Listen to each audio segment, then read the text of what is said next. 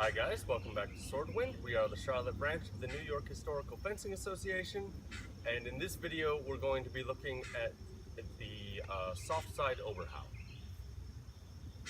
I'm calling this the soft side Oberhau because if you are left-handed, then this cut is from your right, but from all of the things I'm about to say apply equally to left and right-handed. The issue with the soft side Oberhau is that it will reveal a lot of flaws that you don't see necessarily in your dominant side Oberhau, or what we call in knife a Zornhau. Now, it is true, since this is primarily an early Lichtenauer channel, that we are told in our glosses not to throw a Vorschlag, that is to say, not to throw the first cut in an exchange from your offside.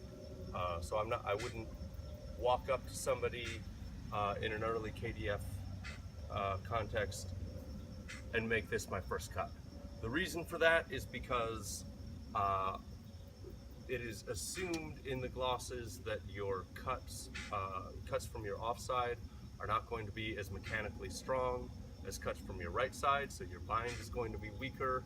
There's a greater chance that your cut will fail if you manage to connect with the first cut.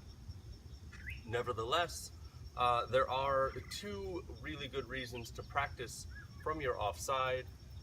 The first is that, of course, not every cut in an exchange is the first cut, and in the course of an exchange you may find yourself needing to cut from your left side, and if you can't do that, then you're severely limiting the range of techniques that you can use as follow-ups to your first attack. The second reason, as I said, is that it will reveal a lot of flaws that you don't see just cutting from your right side, but that are there just in smaller amounts. I said right side, I mean dominant side. If I messed that up elsewhere in this video, please forgive me. So what does a soft side Oberhau look like? If I go over here into Vomtag on my dominant shoulder, you'll see that I've got my dominant hand at the top of my handle, my non-dominant hand at the bottom. I am trying to pay extra attention here to the palm orientation of my back hand. Hopefully this is nothing new for you guys who have watched our videos on grips or my video on the Zornhau, but to reiterate, I'm trying to get my back hand as close to basically the palm, as close to vertical on my handle as possible, and then I'm just curling my fingers around it. I am not slipping into this kind of grip, certainly not slipping into this kind of grip. Palm vertical, curl the fingers around. Now that's easy to do in front, kind of held out here. It is hard to do over my right shoulder. I need to, because my arm is now crossing my body, my palm basically needs to do this, which is a somewhat difficult position to hold. But it's important to me because it will give my finger squeeze more power, and that's especially important to me on my bottom hand, because that is where most of the finger squeeze power comes from. My top hand, it's fairly easy to get that palm vertical and just curl my fingers around because it's in front of that shoulder. Now when I transition to Vomtag on my left side, I am keeping my hands, my hand orientation. By that I mean I am not suddenly switching to a left-handed grip, nor am I trying to like rotate the sword around like this or something like that. My knuckles are facing forward on my right side, They are still facing forward on my left side. Notice now though that which of my hands is the more challenged has suddenly switched. With my left hand in front of my left shoulder, it is quite easy for me to keep that vertical palm orientation, and so I have contact between the narrow edge of my handle and the heel of my palm. That's easy over here, hard over here. Similarly, with my top hand, easy here, hard here. It may be harder. It is nevertheless important for the finger squeeze that follows. And then I am simply going to cut down to my center line while turning my hips and extending my arms like this. Now, the difficulty that many people find here is because their arms are suddenly crossing their bodies in a way that they are not used to, is that they tend to over pull with the dominant hand, with the dominant arm, and that means they end here, past the center line, and all the way out to the dominant side hip.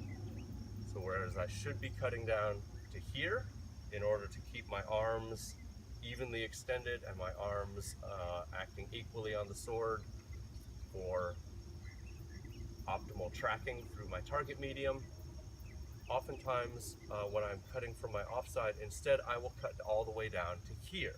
Now notice my left elbow here is bent because I've had to reach further over. That's going to manifest in tracking problems as I cut through my target medium.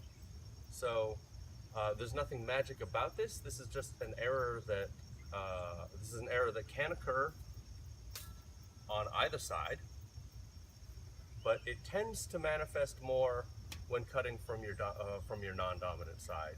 And I think the reason for that is because people are used to subconsciously extending with their dominant hand.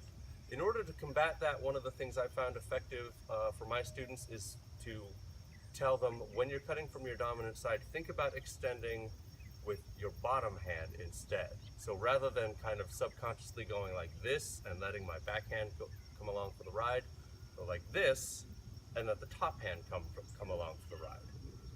If I think about extending my backhand, I am much less prone to over exiting, which will tend to scallop my cut. Other things that can go wrong with the soft side Oberhau in particular is cutting short. Sometimes people will, because it's a less familiar position, they'll kind of cut down like this. Now both of my arms are more or less equally bent, but I didn't reach out. I didn't reach out towards my target as much as I could. That's just a question of familiarity with the movement, mirroring with the mirrored movement. Most people can extend quite easily from their dominant side, but they have difficulty kind of remembering to do that from their non-dominant side. Last thing that is easy, I frequently see people messing up with their non-dominant Oberhau, is either way too much hip turn, so something like this, or way too little, like this. Now, we've spoken in previous videos about how much hip turn you actually need, and the truth is, kind of the ultimate truth is that as long as your blade exits your target, then you can have as little hip turn as will free your blade from your target medium. As long as your hip turn is sufficiently explosive. For purposes of kind of the beginners and intermediate students that this channel is mostly targeted towards, I would say you want the same kind of 45 degrees off from center turn that you have with your dominant Oberhau. So again, I think this tends to be kind of the overturning, I think, tends to be a function of, again, subconsciously kind of operating with the dominant hand primarily. If I want to kind of pull, if I'm letting my brain kind of feel like I'm pulling with my dominant hand, then I am going to tend to over-rotate. Now, there's nothing inherently wrong with over-rotating as long as your tracking is good, but in a combative context, there are very few times when I would ever want to finish my cut all the way over here.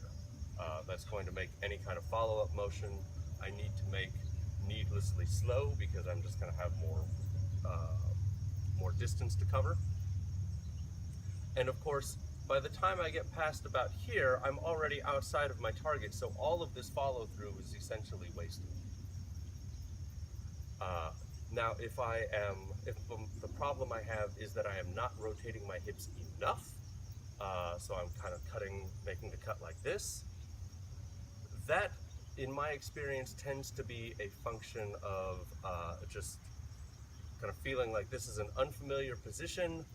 I've got too many things to think about now, and thinking about my hip twist just kind of falls through the cracks. In some ways, that's an easier problem to correct. Just focus, just spend the time you need to isolating the movements. If you find it difficult to cut from your non-dominant side effectively, then take it back to basics. Square up your stance, get into your guard, and just work the arms until this becomes a more natural movement. Once you don't have to think about this quite so much, then add your hips in. And now I can be thinking consciously about my hips while letting my arms sort of automatically do what they were doing. I hope that this has been helpful. I know that this is sort of, in many ways it may seem like a video cutting specifically from your non-dominant side doesn't need its own, it doesn't warrant its own video, since this is just the mirrored version of this cut. But as I said, I think that the problems that manifest tend to be kind of differently distributed, so I hope this is helpful for people to isolate the problems that they have with their non-dominant Oberhau. Following this video, I'm going to append examples of making the cut both with and without a step. Thank you very much for watching, and we will see you next week with another video.